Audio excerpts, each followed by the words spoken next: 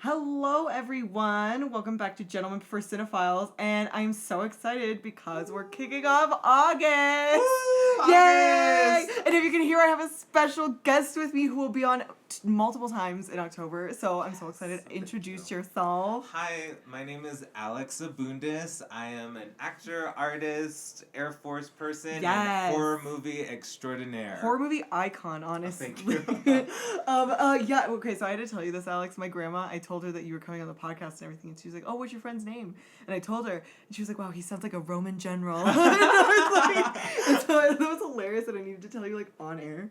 But, so yes, Alex, tell me a little bit about yourself, about your background, like, why do you love horror movies, all this stuff. Today, we're going to talk about Terrifier, but we'll get into that in a minute. But Yes, yeah, Terrifier. I want to know about you. So this is my first time on Gentlemen Prefer Cinephiles, Yes. and I just gotta say I'm a huge fan. Oh my by god, the way. so excited. I love you. I love your stuff. I love the guests you have and the way you talk. Thank you. But a little bit about me. Born and raised San Antonio, Texas. Didn't know what I wanted to do with my life. And then one day, Nightmare on Elm Street, the 1980s version, which we are currently watching. We're going through for maybe a special Halloween Ooh. surprise. So I caught that when I was like 8 years old. It was just Uh-huh. on TV. My sister was babysitting me and doing a horrible job because she let me watch this movie. So I caught it. I loved it. I loved the energy this actress Heather Langenkamp was putting on, Nancy, the main girl. And after that, I was like, I want to be a strong, bad bitch like that. I love that. I want to give people that kind of that energy, that motivation, that like superstardom. Yeah. So I went into acting so I could eventually become a horror movie star. Yeah, it's gonna be amazing. Alex, you're gonna honestly kill it. Like, and the thing about Alex is, like, he knows everyone in the horror film scene. Like, everybody. And I'm not even exaggerating.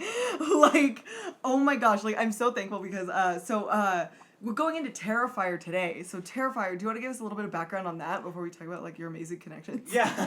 They're not super. We don't, like, hang out all the time. But, yeah. So, well, first, I want to ask you, before we get into Yes. it, why did you decide to do Terrifier for your first spooky season? I was looking at, part of Gentlemen Prefer Cinephiles is I like to talk about very, like, you know, heralded, like, widely, like, spoken about movies and things like that, but I also wanted to talk about some that I don't think get enough attention that they deserve.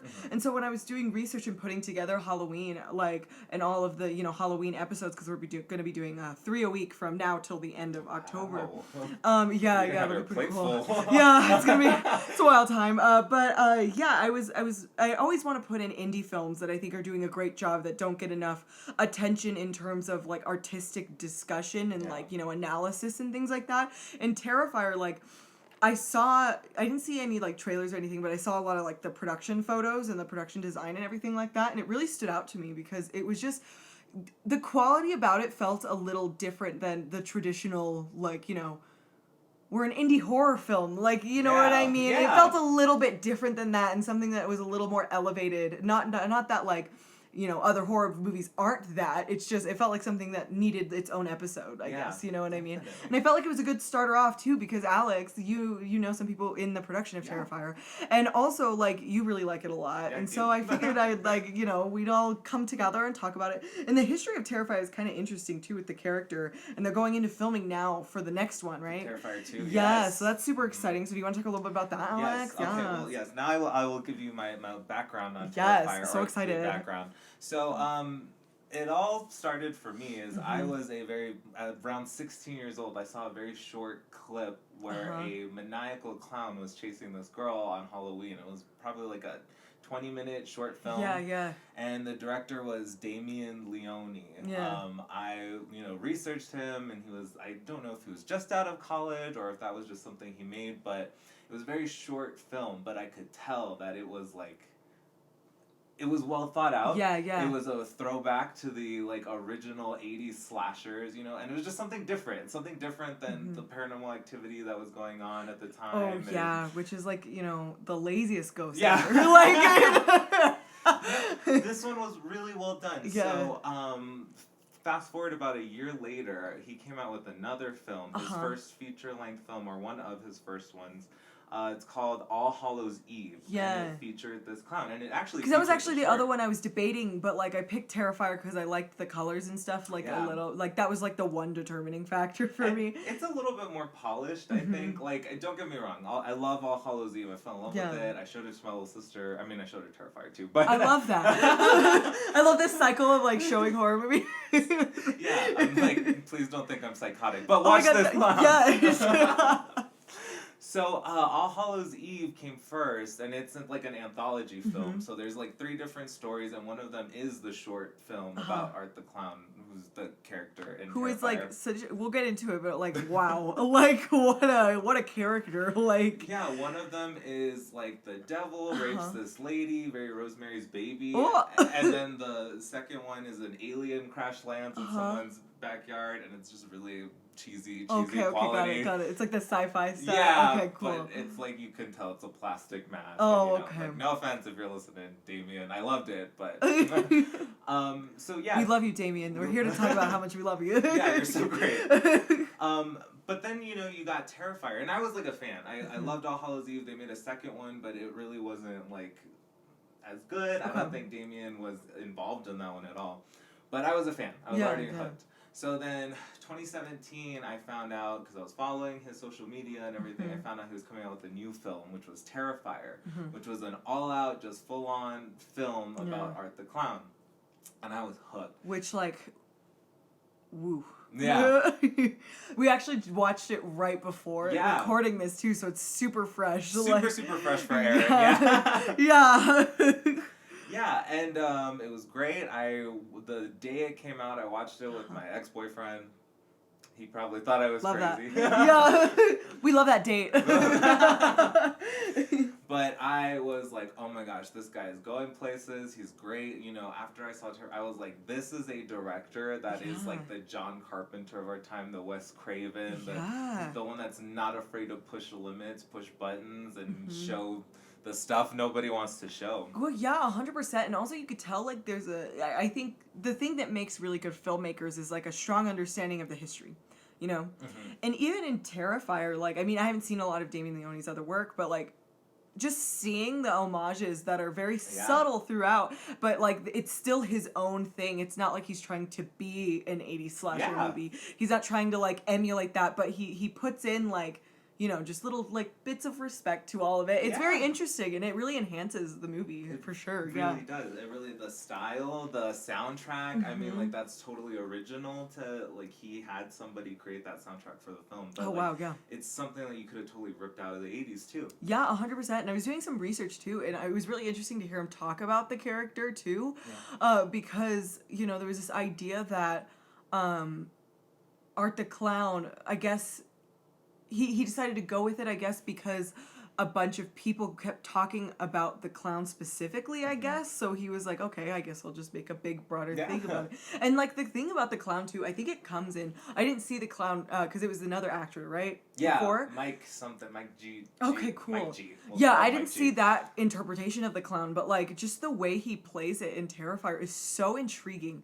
And it's very, like, it's fucking crazy. But also there's a strong amount of depth to it. Yeah. You know what I mean? And Alex, like, you have a really good, interesting perspective, too, because you, like, study the art of clown, too. Yes. So, like, do you want to talk about that a little bit? Yeah, like, clowning is... And how, like, that process works? It's very physical. Did you take the No. So you start off and you get all of your deepest, most sincerest feelings and mannerisms, and you just kind of explode it to, like, you go from everyday life, which is like 4 or 5, you and me talking, me moving my hands like this, to like 100 where I'm like moving like this. I love that. And you're supposed to just accentuate these feelings, these movements, these mannerisms into a character, which is the clown.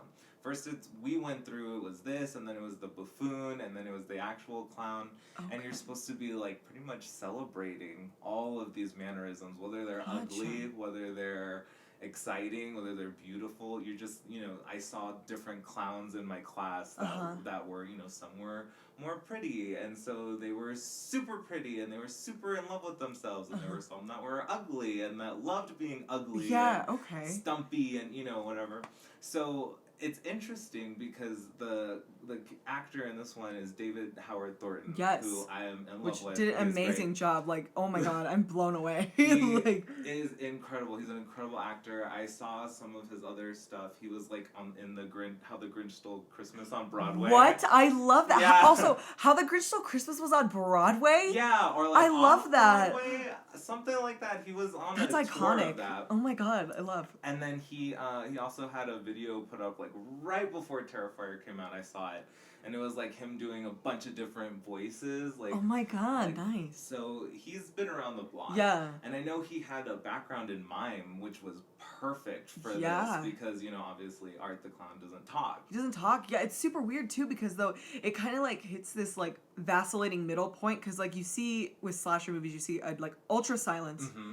and kind of like this like I don't know, ethereal presence. I don't know if that's like the right terminology, but like with Friday the 13th, and everything, Yeah. you get like a very like different kind of presence. Then you get like Nightmare on Elm Street, which is like talking and Yeah. like a very like playing around with the person Yeah. and blah blah blah. And then with Art the Clown, it feels like something entirely different than Yeah. both of those. Yeah. It's somewhere in between, but Yeah. also on a different plane. Because he has these mannerisms. He's like laughing, Yeah. and he's in the car jamming out to the music. Right before he's about to eat, like, spoiler alert, Oh, yeah. spoiler alerts for the show, but right before he's about to eat this bitch's face, and I'm like, Yeah. oh my god, and it was super interesting too, because, like, correct me if I'm wrong, because I mean, I haven't studied clown, I just have, like, friends who have, Yeah. but isn't the rule, instead of yes and, it's no but, right? Is that, because I've heard that talked about a little bit.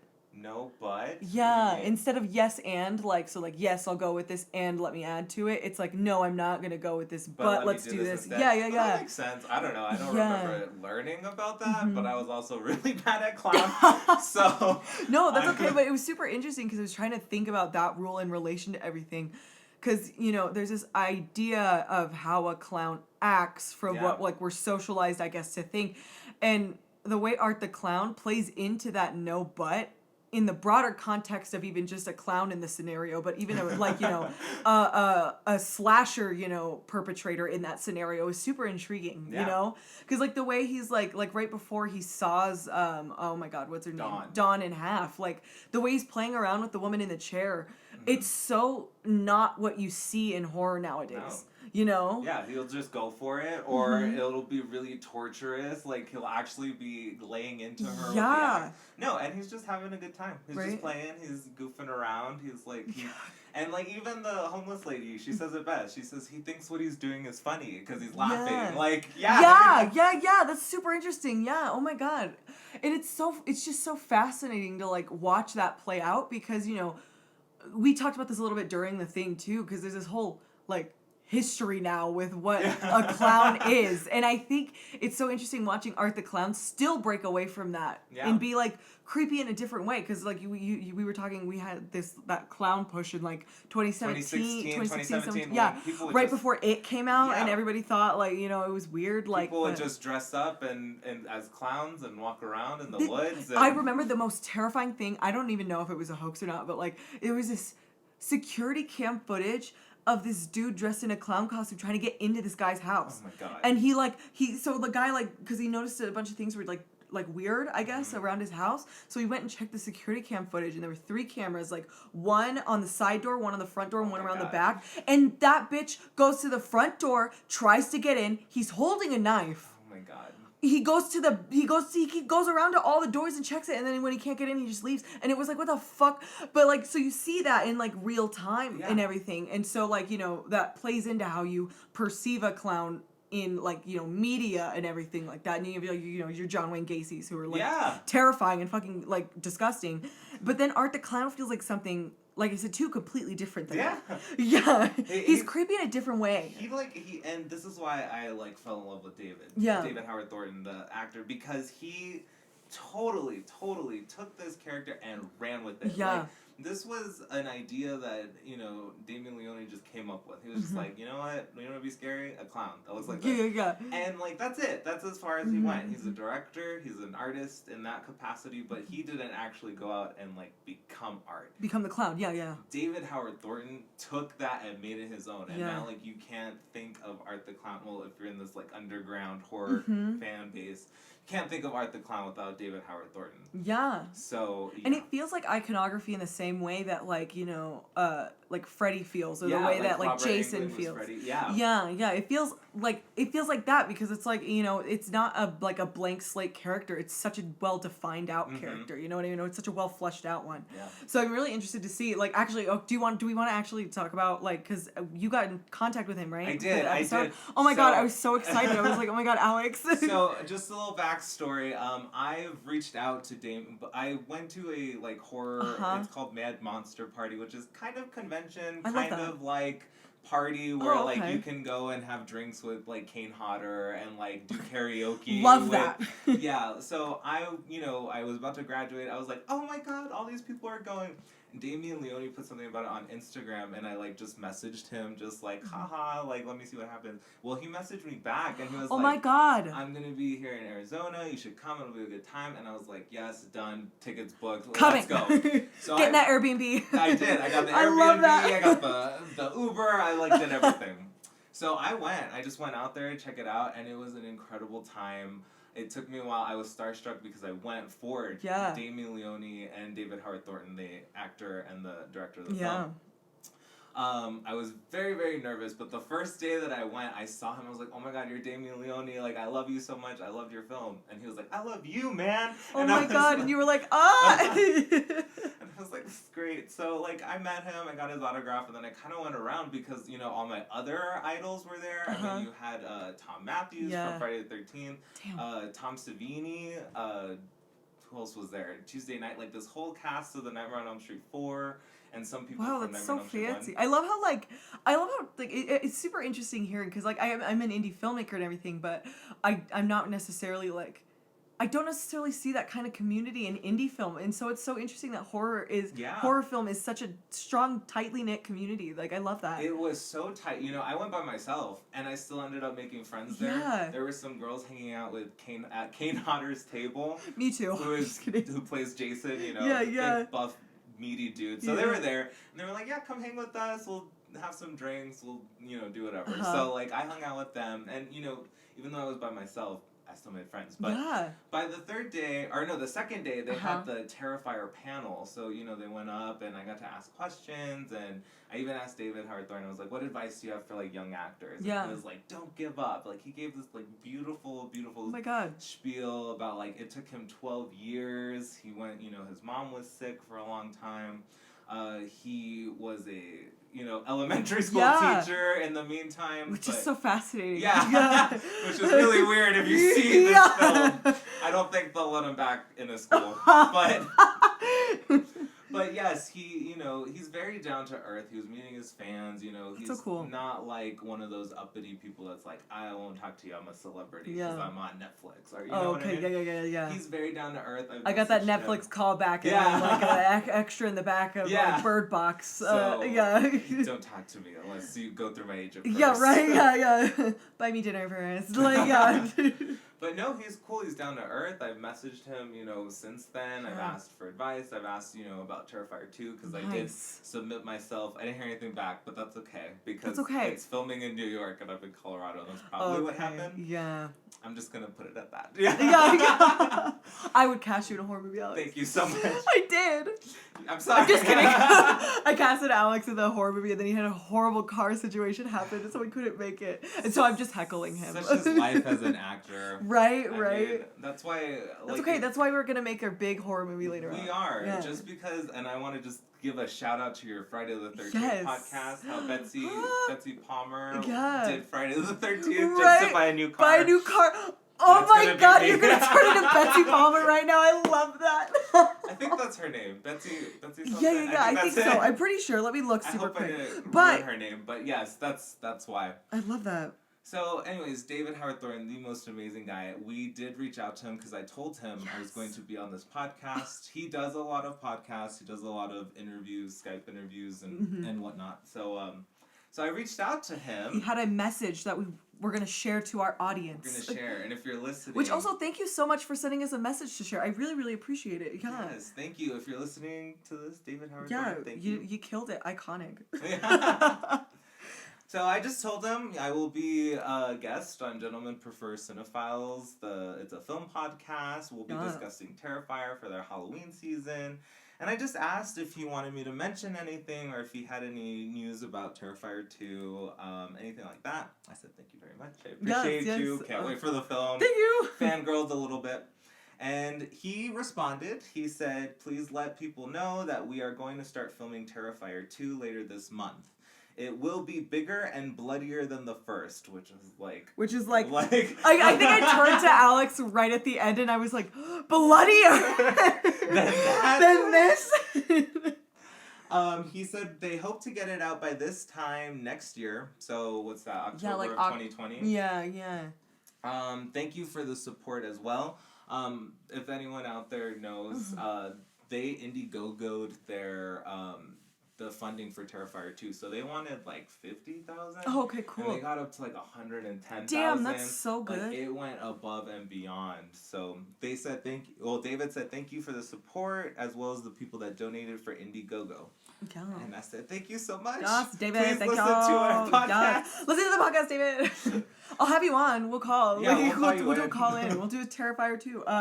But yeah, so that's super exciting. And then like to switch gears a little bit and talk about the direction, because I think the direction was the other super high point of the film. So like the thing that really also stood out to me about the movie, which is partly why I picked it and partly what made it horrifying to watch throughout, because like I feel like it's been like probably an hour since we finished it, right? Yeah. And I feel physically ill still. Yeah. Like I feel physically sick. And like that's the sign of a good movie, you know what I mean? And it was just so fascinating because like you said that he makes all of his own prosthetics and special effects and everything. He was a special effects person before. He would like he said while everyone was at the panel, he said like while everyone was watching their cartoons, he was like trying to learn how Tom Savini did stuff with his little kit. Oh my god, I love. Yeah, and it was honestly all the effects and everything looked so good. I can't think of an effect that looked bad. You know what I mean? And that's weird for a horror movie, you know, because there's always the one. You know what I mean? Yeah, like the the like Nightmare on Elm Street. Yeah, the big suit, like when he's on fire. Yeah, you know what I mean? There's always that one effect that's like, oh, okay,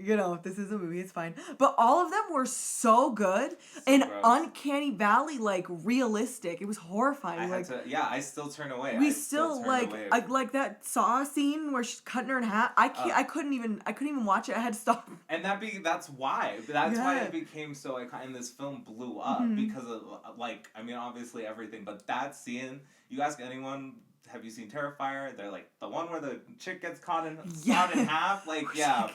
Whew. Like, you never see that. And if you did, like, okay, you get, like, Hostel and Saw, like, these weird-ass films, but, like, this was just, like, demented. It's a rusty saw. It sucks, too, because it, like, straight up. It's not like, what is that game? Until Dawn? Where, like, there's, like, that, like, saw trap, and it's, like, a buzz saw or whatever going. This bitch is, like, hand sawing her. Yeah. Like, that takes a lot of work. Yeah, 100%. And I also really liked, like, the ensembleness of it, and because that's a super, like, horror movie is kind of known for being an ensemble. But they took this really interesting, like, pseudo-psycho approach to the ensembleness, and it sets up these two girls, right? And you're following these two girls, and you get invested in these two girls, right? And then they both are just killed off, you know? And you're like, fuck, no one's safe, you know? Yeah, very much like Psycho. Very much like, Nightmare on Elm Street, where you're like, oh, there's the blonde, like, we're gonna follow her. Yeah. And then she just gets killed. And then she gets killed, and you're like, oh, shit, okay. Yeah, and so that was super interesting, and that was an interesting, like, twist a little bit, I feel. But yeah, Alex, do you want to talk about, like, a little bit of, like, the different, like, archetypes and the different characters and how it plays with it? The different characters, I mean, like, they're just your typical run-of-the-mill college kids. Right. They're drunk, they went to a Halloween party, and I love that it takes place on Halloween, by the way. But, you got your two girls, BFFs. One's, the drunk, the slob kebab, and the other one's a little bit more level-headed, let's not drive. they are the ones you follow. Which I love that quote though. What the one that you were saying that you liked a lot too? The lady when she meets her for the first time. The Thief of Time quote. Punctuality is the thief of time. Yeah, which dear. is so ironic. Yeah. I loved it. You get the homeless lady, but she's also the motherly, like the most like. The one that's the most grounded, that's like, we need to call the cops. Yeah. We need to get out of here, and nobody listens to her. Then the men. I want to know what you thought of the men in this film. I thought they served a very interesting purpose because I don't even think I consider Art the Clown. Yeah. He's like a different entity, so I'm not even going to talk about that. But you got the 2 exterminators and the 2 pizzeria guys. Yeah, and it was super interesting too because you have the 2 pizzeria guys who are in this like. It was very refreshing to kind of see because like they see like because horror movies they're kind of they're exploitative sometimes and I totally get the play into that, especially with something that's so like it deals with death so heavily, so I get it. But like seeing the 2 pizza men where they're like, is this clown creeping you out? We'll literally kick him out. Like, it's fine. We'll take care of it. Like, that was so interesting, and then they like punished for that, and that was super fascinating to me how they're both like, they're not weird men. Like, you know what I mean? And you get a lot of weird men in horror films. You get a lot of creepy dudes. So it was fascinating that none of them were creepy except for the clown. Yeah. And so that kind of coding for all the men, like, I think just emphasized the stakes, I guess, when it came to this other, like, entity figure in Art the Clown. Does that make sense, though? Absolutely. Yeah, because they're just super helpful. They're super nice. Can like use the bathroom. Even the bathroom dude, like he like looks creepy. Yeah, and there's jokes about it in the movie that he looks creepy, but he never really acts that creepy. No, he's like the big brother. He saves the sister Victoria at that one point, and then he gets his face stomped in. God, yeah. But no, like the women are the ones you're rooting for. The men to me seemed very like.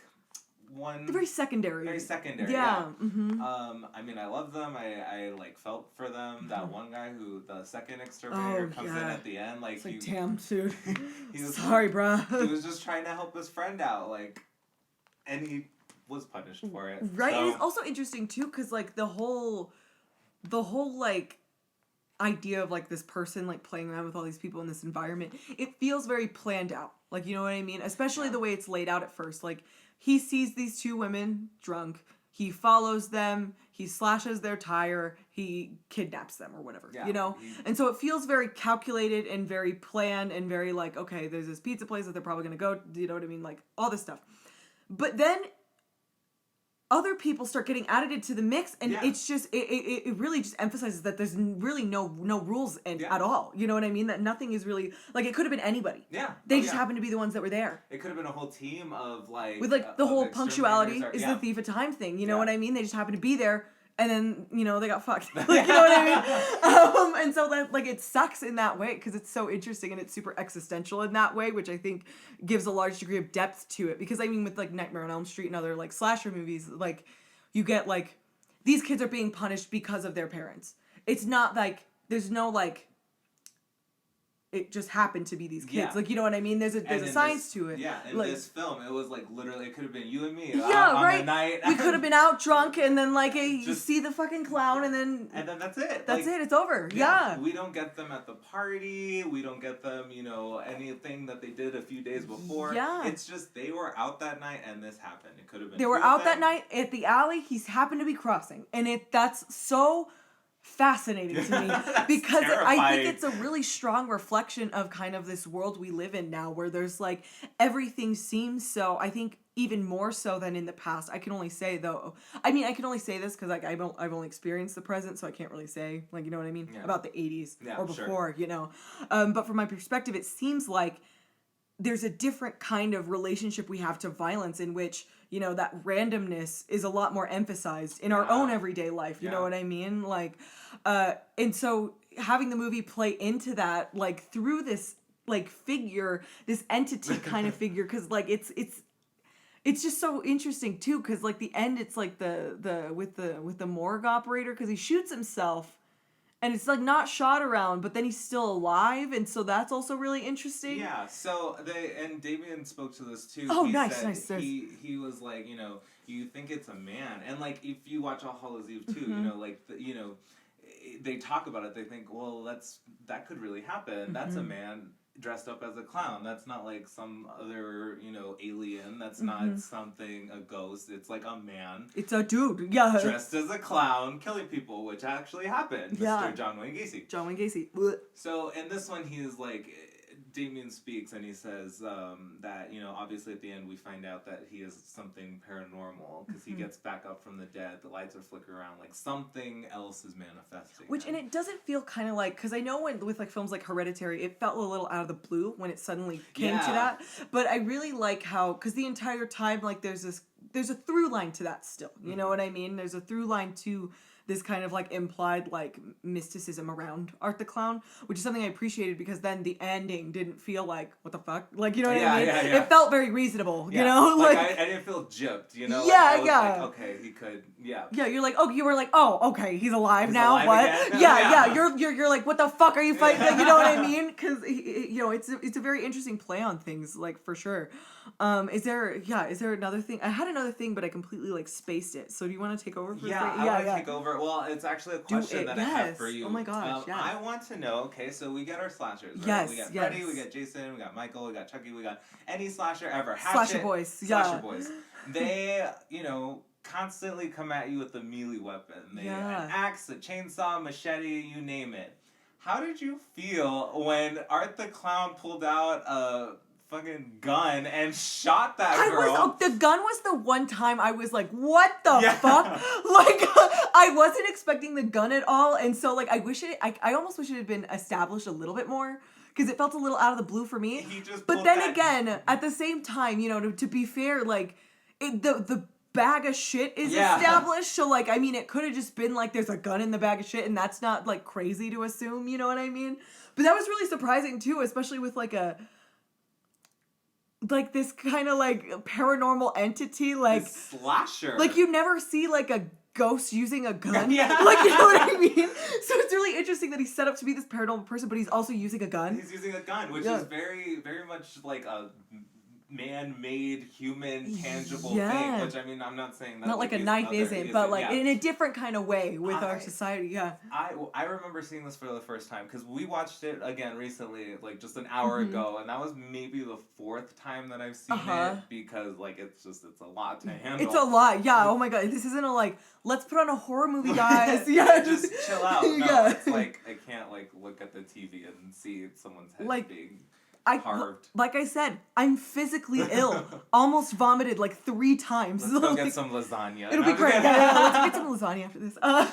No, but I remember seeing that for the first time and being like, what? Why does he? What? Because I mean, in All Hallows Eve, in the original, short film Terrifier, he didn't do that. Oh, okay. And I thought that was so smart, because I've seen a lot where they've like tried to not play the rules by the rules, where they kill off the final girl that you think, just little nuances like that. Never seen an unexpected twist where he pulls out a 9mm and just starts blasting gangster style.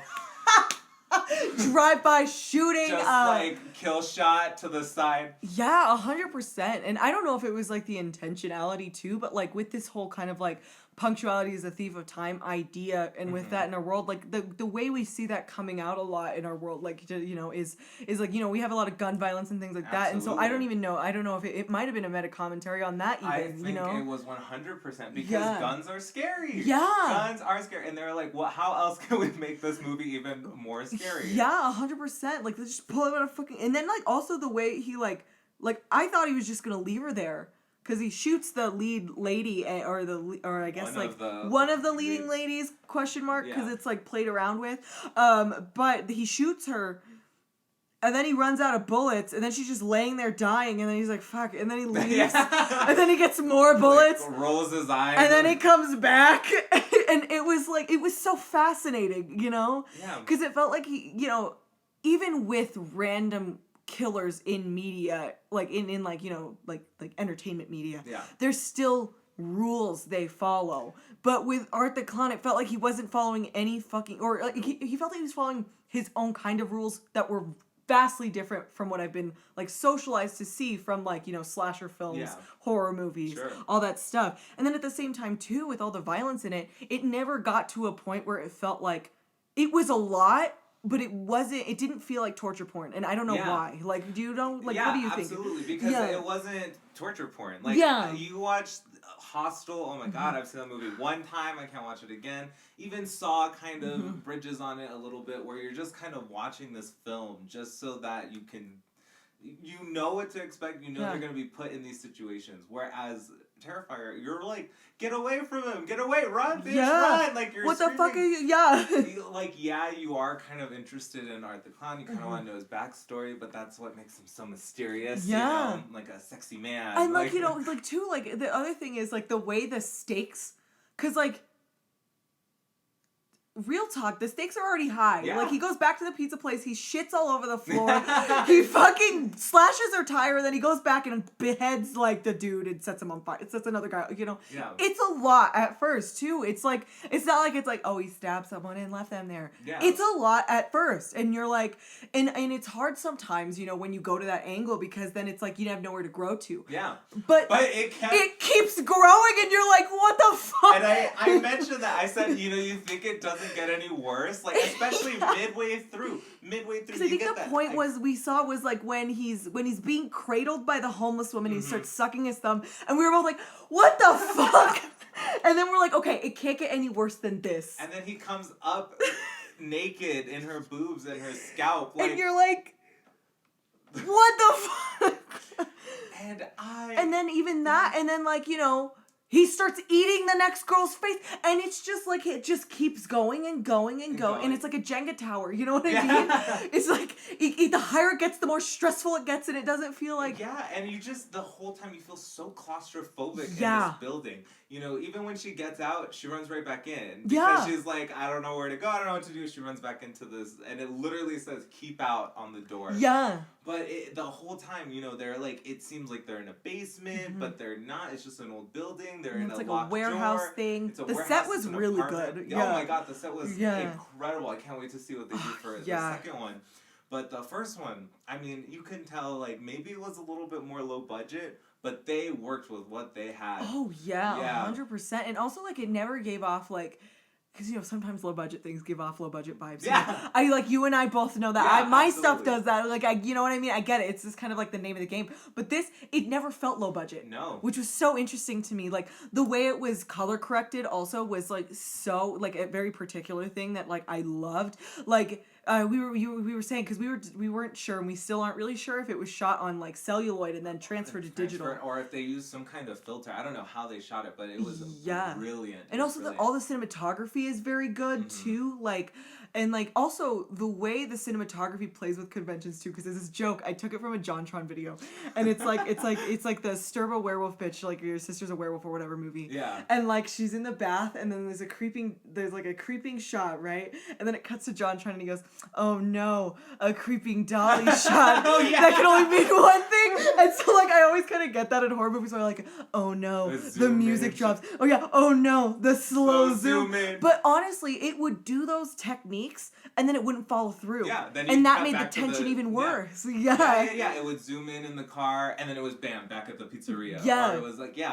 And that's what I also like. I like when, you know, you can kind of expect it, and you're like, okay, I'm ready. Like, okay. And then, boom, it's just the mop fell. Okay, yeah. And then he pops up right behind him, like... And then he fucking ices him with the pick, because, like, too, like, the pacing, like, the way he plays around with people, like, it's very, like, it's very slow, and then it's very slow, and then it's very... And it's fast, and then it's slow, and then it's fast, and slow, and fast, and slow, and then all of a sudden he kills him. Yeah. And it's really weird, like, you know, because it's at random at any given time, you know? Yeah, like, he could have killed Mike the Exterminator at any time. Yeah, because it's like, when, like... Freddy catches someone or when Jason catches someone, they're dead immediately. They're dead in like a minute. Like, you know what I mean? There's not a lot of time to it. There's a time to the lead up, but there's not a lot of time in the actual death.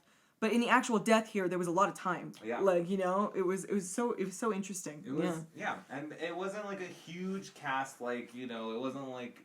Well, first of all, it wasn't like a huge cast that you had to get to know. Like the 9, 10, 11 kids that show up at Camp Crystal Lake and you gotta all be friends, or like you gotta all understand their backstories and whatnot. Like, it was just like 2 girls, right? And then, okay, here's some other people we meet along the way, and then the sister shows up, she gets dragged into I feel it's so... It's so fucked. I get that existential dread at the sister is a I lot. know. Oh my god. You have sisters, like yeah. like, and I like, cause I'm watching her go through and be like, if this is a joke, this isn't funny anymore. And I'm like, God, I'd leave. But I really think about it. I'm like, I wouldn't though. Yeah, you know what I mean? Yeah. You know, my sisters too, and like shout out to my sisters who are gonna listen, Jackie and Michelle. Love you guys. Yes, shout out. But no, I mean, if they called me, or if I got a text saying like we're in this warehouse, can you come pick me up? Like, yes, of course I would go get you. I wouldn't leave you there, especially in the middle of the night on Halloween when I just hear on the radio that there's a killer on the loose. Like, you know what I mean? Yeah. So like it pulls at your heartstrings. It like, especially like maybe even if you don't have sisters, just knowing like you would have to go around this building. Yeah, because you always get that with horror movies too, where you're like, because I mean hindsight 20/20 for a spectator, you know what I mean? And also the spectator's higher on the hierarchy of knowledge than the character, you know, so the spectator has a lot more information the character doesn't have. Absolutely. So they often like put that on the movie, and you get a lot of like, God, she should know he's there, or like, she should know there's something wrong, or like, blah, blah, blah, blah, blah, blah. And I mean, I get it sometimes, like, this film plays with it, like, you know what I mean? Like, Alex and I were like, bitch, just fucking leave, like, get out of there, pee and leave, like, but like, you know, the dynamics in the relationships, they're so grounded in reality. And it's interesting because there's not a ton of backstory, but they're so grounded in reality that you get it, you know? Yeah, so that's also super fascinating about the movie. Absolutely. Yeah, but, yes. I'm trying to think, is there any other last thoughts you have, Alex? Last thoughts so far. Oh, yes. Okay, I had a question for you. Okay. Yeah, so Terrifier 2. Okay. Like, what do you want? What do I want? Yeah, what do you want? Well, I don't know. That's interesting. Yeah, because it's just super interesting. The first one. Yeah, right. That's what I was saying. And like, it's like is again like more blood. More bloodier. I'm almost stressed out knowing that. You know what I mean? I know I'm gonna watch it, but I'm stressed out about it. Yeah, well, I definitely want David Howard Thorne back. Like, yeah. I know he's coming back, but like just to see him as Art the Clown like, develop it more, great. Yeah. Yeah, or like just to see him again. Like that's how the people felt in the 80s when they're like, we want more Freddy, we want more Michael. We love. So definitely want that. When they were doing their Indiegogo, I saw like what they were kind of playing with. They said they want this scene that's like tantamount to like the prom scene in Carrie that was like super bloody. So I'm really interested in knowing that's like, gonna be what so they were interesting. Do with that. Yeah. And they're gonna put children in this. Like I know they were gonna have like I think it said in the I hope they go super like, which one is it? Which Friday the 13th? Is it where like with the kids? With the kids, and they're all fucking reading like the like thing. When do you think? Where do you think we go when we die, or like whatever? No. And then they're all just standing there watching him. And my favorite one, they're under the bed, and he's like, "So what did you want to be when you grow up?" Oh yeah, that's the one. Yeah, it's so good. And all these like fucking existential kids. One of them's reading like a philosopher or something. Yeah, Jean-Paul Sartre. Yeah, that fucking killed me. That would be hilarious if they go super that with the kids. Yeah, well, oh my god. In All Hallows Eve, the first one, there were kids in that one, which was really funny. Like it was funny. They were like little shitheads, and they're like, you know, they could be your little brother and sister. Yeah. But like, and again, spoiler alert. They get it at the end. They get their heads cut off. You never, ever see a kid die in a movie. 100%. What horror? Even horror movies don't go there. Yeah. And to see, this was the first one that I saw where they're decapitated children. Shit, fam. So I was shocked. So now I'm like interested to see like what they're gonna do with these kids in this next movie. Prom scene Carrie, that's gonna be so interesting. Yeah, because that's prom scene kids, like, oh man. So he's coming back to, what was it, Miles County? Prom queen? No, I'm just kidding. Oh, yes. Oh, my God. One thing I wanted to ask you about, too, to talk about. We were talking from at the beginning, and I totally agree with this. And I'm lucky because I just came back from there. But the film felt very New York, you said? Yeah, and I want you to go into that, because it totally did. Yeah. Well, first of all, I think Damien is a born and bred New Yorker. Oh, I love that. That's why you hear, like, these thick accents from the men. I don't know if it was like casted that way or not, but they are super duper New York. Like, hey, like, well, I can't do one, but well, also like the way he's like, "Do you need me to stay?" Yeah. Or like, are you good? Like, do I have to? Yeah. Like, you know what? That's very like New York. Like, the rats, like that's a thing in New York. Yeah. They're eating pizza. You know, they're in a pizzeria just there. it just feels very like New Yorky. Like whereas I don't know, even Friday the 13th tries to be Midwest, but it feels very California. It's so totally. Feels 100%. Feels like a California suburb. Yeah. Sleepaway camp. You know, it feels like they're in the woods in California, which I don't know if that's where it's set or not, but that's how it feels. Even Ohio, like you see the palm trees in the background. I mean, Nightmare on Elm Street. True that. Yeah. That was so funny. I didn't even notice that. Alex was like, wait a minute, is that a palm tree? In this cemetery. I've been to Ohio. It's a terrifying place, but there are no palm trees there. There are no palm trees there.